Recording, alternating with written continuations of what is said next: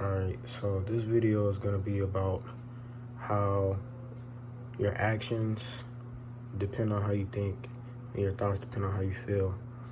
So, um, you know, actions are the things that people do and, how they act, how they behave, things of that nature. And, think is, the thoughts that you receive, the thoughts that you give out, the thoughts that you observe, that you think and ponder about, and then your feelings, your emotions, what frequency are you on, things like that. So to give you an example, well, I'll read my, defines, my definitions here, right? So feel corresponds with the heart, your frequency, your emotions, right? Think, which corresponds to your brain, your mind, your thoughts, your mental space. How you act corresponds to doing and manifesting your actions, your state of being, right? So to give you an example, if I were to say, if you feel, this one might be very drastic, but you can see where I'm coming from. If you feel sad if you feel sad and are in a lower state of frequency or vibration, you're vibrating in your lower self, you're going to start having negative thoughts. You're going to have, downing thoughts that, that you might not feel like you have high self-worth or anything like that. And if you continuously think on those thoughts, you will eventually develop an action to go with those thoughts.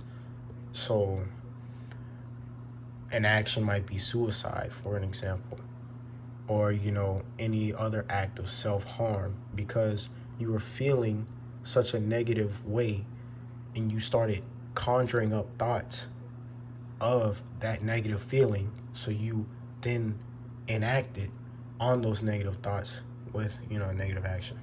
And, to further push my example, if you feel supreme bliss and you're very joyful, you're not going to receive any negative thoughts. Like, you won't receive those negative thoughts. If you actively are in the moment of being joyful and happiness, feeling love and compassion, you won't think of anything negative of the sort. If you really see that, you'll find that to be true. And your actions, when you're feeling love, happy, and joyful, is very, your actions reflect that. So down here are the questions, right? So how can you change these things? So so say you have a relationship with someone and you want them to change. Well, you have to go through, it's kind of like a hierarchy in a sort, but you have to go through and follow and look at these things and see, how can I help them? Or how can they help themselves? Or how can I help myself? You can always apply this to yourself. So, you want to say how to change how I/someone acts. And then to do that, you would have to say how to change how I or someone thinks. And then you would have to say how to change how I/someone feels. How do I change how I feel? And ultimately, you want to, to do that, you want to have a relationship or a bond or a connection to change how someone feels. You have to be connected to it, that puts you on that level of frequency or vibration, and that puts you on that spectrum of feelings and emotions. So once you have developed a relationship, that means that, you can interact with it however you like, however you please. And once you start interacting with your own emotions, your own feelings, you can observe them, you can analyze them, you can make adjustments, you can, see whenever you're feeling sad when you shouldn't be feeling sad, or, or what's causing you to feel sad. And then once you get to a certain point, you can figure out what actually makes you feel good, and you can actively put yourself in a state of in a higher state of vibration. Like, you can do that, based on your environment, the people that you're around, the place that you're in, the things, what you have going on in your own life. And you might have to take a look at that. That's just, that takes self-work. So then you go back up. Once you realize, I need a relationship, say with, my significant other, and they feel very depressed. Well, you realize that, and you would have to see, what are they thinking about to make them feel that way?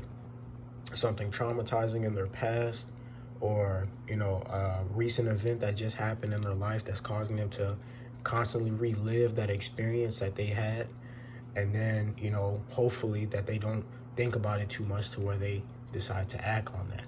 And then to the side, these are just some extra notes, but the brain listens to the heart. The mind listens to your heart. So your thoughts depend on how you feel. If you feel good, you're gonna have good thoughts. That's just how it is.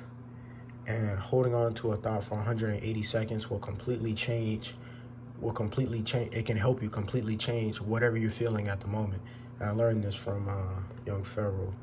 And knowing and having a relationship with yourself and observing how you feel, think, and act.